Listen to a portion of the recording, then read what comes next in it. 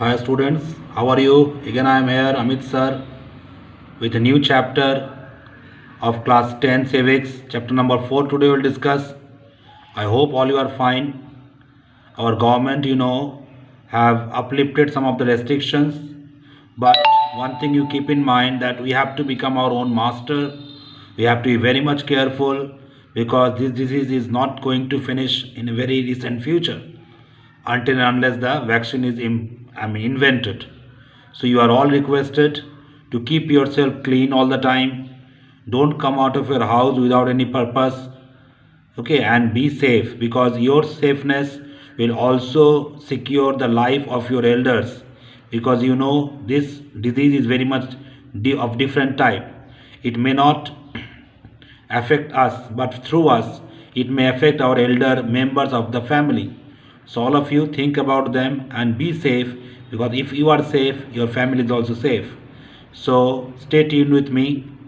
Today we'll discuss the fourth chapter, that is gender, politics, caste, or gender, caste and politics, that we'll discuss. So wait and be with me every day, as I will tell you that if you read the chapter and if you see the video side by side, this matters will be clear to you all. Okay, so new chapter with new enthusiasm. Will try your level best to understand the chapter and make yourself prepare for the board examination. So wait and be with me. All of you see the name of the chapter I have written, gender, religion and caste. And here we will see this gender, this religion and caste, how do they affect the politics of the country and how the politics affect this gender, religion and caste. So the relation between the politics and the gender, the politics and the religion and the politics of the caste will be discussed in this video. So first of all, we'll discuss the topic gender and politics. How do the politics affect the gender? How do the gender affect the politics? That we will see. So first of all, we'll try to understand what is gender division. See, I have written this particular topic in some points, and one by one point we will discuss. So first of all, we will see what is gender division. See, it is thought as natural and unchangeable, basically not based on biology but on social expectations and stereotypes. So basically we always relate our gender division as a natural thing, and because of that we always keep in mind that the boys and girls are different biologically, not only biologically but according to their activities, their performances, their status, values, everything they are different in. See, it is written in the book also, this is a form of hierarchical social division seen everywhere but is rarely recognized in the study of politics. The gender division tends to be understood as natural and unchangeable. However, it is not based on biology but on social expectation and stereotype. Stereotype, this is a very much new word to use. Stereotype. What is the meaning of stereotype? When we see a particular community or a particular group of people in a always negative sense or in a particular sense, that is called stereotype. See the second point I have written.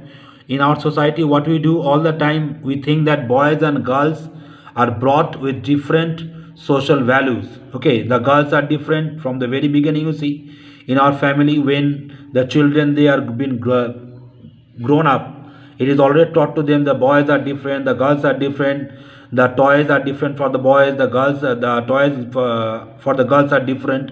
So in that way, all the time we maintain these differences, and this particular difference in future becomes a gender division. Okay, see next point, you see that then you can understand this is reflected in a sexual division of labor also. What is the meaning of sexual division of labor? Always we think that for women, their activities, the household activities, they will be remaining in home. They will look after the household chores. Okay, they will also rear the children. These are the things. These are the stereotype already we have made in our mind. And the men, they will work outside the home. So this is the thing. all the time we are trying to divide, or we are trying to make a division between men and women. So for the women, their work is to cooking, their work is to live in home, their work is to just bring up the children. So in that way, all the time in society we try to make this division. Okay, so next, now see the point number 4. If the work is paid for, it is also true, as you know. Suppose if the work is paid for, then it becomes the work of the men.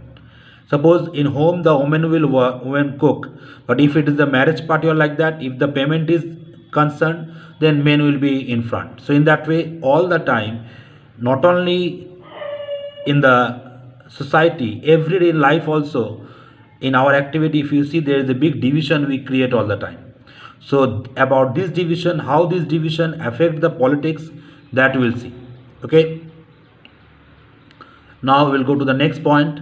Some women do paid work, in our society. Some women, they go outside, they get some payment also, they do some work, but many of the occasions we see that their work is not properly valued, they are not given properly value. Sometimes we say that the women, so they are working for their own purpose, they are no need to go outside or like that. So all the time we have kept in our mind a stereotype that suppose whenever for example, I am telling, when we say that some person is coming to your house by bike, so in our mind it is totally fit that the person is coming by bike means it is a man, not a woman. So in this way, all the time we have kept it stereotype that the riding of bike is not the work of woman. Okay, suppose someone coming to your house to take your lunch or dinner, so we think that that dinner will be cooked by our women members or ladies of our house, maybe our mother or maybe wife or maid, like that. So in home, that the men, they can cook, this idea is not there in mind. But it is also true in some of the areas we see, yes, the men also cook, the men also do the household work. But basically overall situation is this, that all the time we divide the work between men and women, and this is called gender division. All the time we try to divide the men and women regarding their activities. So now we'll see how do this gender division affect, or gender division of work affect the politics. Okay, because you see in our country, for example I am telling, it is the fact of all the countries almost. So maximum population or almost equal population of women are there. But what happens when the vote comes, when the woman is to take the part in the politics, basically we see, okay, they are being told that it is not their work. Okay, and maximum men they come forward and they take the part in politics, they take the part in the decision making. So automatically, when in the country half of the population is women, but still the role of women becomes minimal in politics and decision making. Why? The main reason is this gender division. But one thing you keep in mind, until and unless the maximum women come to the politics, and how we can say that it is a proper democratic country? Because in democracy, what is the meaning of that? That maximum population, irrespective of men, women, irrespective of age, irrespective of education, rich poor division, all can take the part in politics. But many a time we see the women participation becomes minimal. Why? The main reason is this gender division. From the very beginning, from the very childhood, we try to just go for this gender division. This is the main problem. So now, next point, under effects of division of labor. Now gender issue has been raised in politics. So automatically nowadays, day by day, this gender issue is becoming more visible in politics. Okay, earlier the system was that many a time, suppose 30 years back, 40 years back, or even 20 years back also, the situation was that regarding politics and other activities, outside activities, we had given the importance to men. But nowadays, as our education level is increasing, okay, many of the women, they are also getting educated. So automatically this gender division or this gender issue has become very much important in politics. Now many women are coming forward, yes, still their number is less, but still they are coming forward. Okay, many of the people, they are going for the women movement. So this type of women movement are also called the feminist movement. Okay, many feminist movement has taken place. Okay, if you see in the Scandinavian countries also, their condition is better than India. Scandinavian country, the South American country. Okay, they are basically, they are told that they are very much poor country or like that. But still, if you see the participation of women in public life or in the politics, okay, in Sweden, Norway, Finland, the participation of women is very much high than that of India. So in my next video, I will discuss why in India, what are the reasons in India for which still the women are not coming forward in politics, and it is still the condition of women in politics is less, or the condition of women is very much down in India. That we will discuss.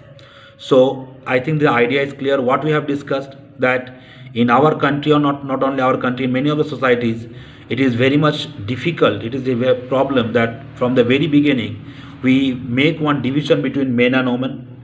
Okay, we create one barrier for men and women, and ultimately that barrier also restrict many of the women to take part in the politics, and this is against the democracy. Okay, when maximum women will take part in politics, that then we can say yes, in the decision making. Okay, so women are also taking part, because we have seen for the women concerned, the decisions are taken by the men. This is not the actual problem solving solution. So for the women, their problem can be understood by women only. So more and more women should come forward and they take part in the politics. And this chapter is also about that only, the women participation in politics, and if they do not participate, what is the condition? That is the thing we are discussing.